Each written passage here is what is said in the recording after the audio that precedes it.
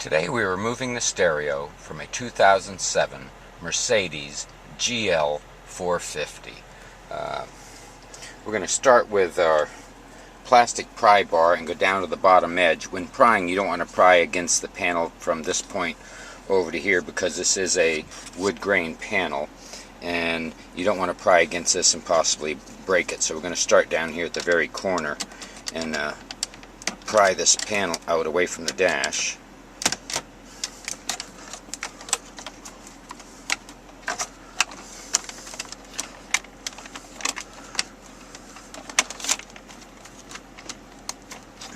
Okay.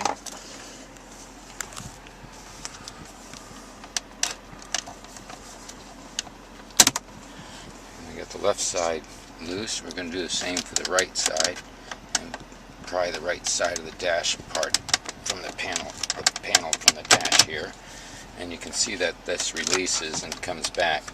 We're going to work up the edges here and pull the bottom of the panel out and pull this panel back and down. Next, this will give access to two T20 screws, one below the right side of the radio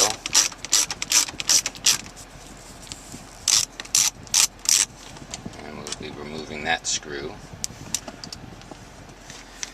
one below the left side of the stereo, and we're going to remove that screw as well.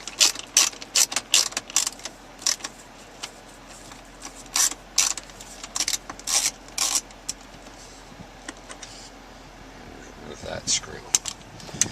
Now if you look closely where the screw came out of this little metal bracket in that hole, we're going to put our finger on this bottom of this tab and we're going to pull this bar down. You can see that it's sticking up a little bit. I'm going to grasp this bar and just push down on it. There we go. And that lowers. We're going to do the same for the left side and pull that down. What that does is it goes up into the back edge of the radio and locks it in place. So now we're going to pull the stereo from the dash, reach back in the dash and push it from the dash, in other words. And that will allow it to separate from the dash. Now we're going to pull it forward from the dash. Now that we have the radio out of the dash, we're going to work on several connectors here. Now that we have the radio out of the dash, we're going to work on several connectors. There are triggers on this side of the antenna leads. You push in and this will release the antenna leads. Same with the antenna lead up here. As for the main connector here, if you look at it, there's like a little bar at the top, and we're going to take this and with my thumb I'm going to squeeze it into my forefinger, and this will allow this connector edge to pull away from the connector. And this is going to hinge back up from the connector.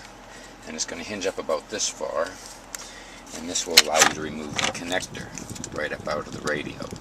Now to put the connector back into the radio, the hinge on this connector has to be in the all the way up position. It fits down into the opening, and then pushing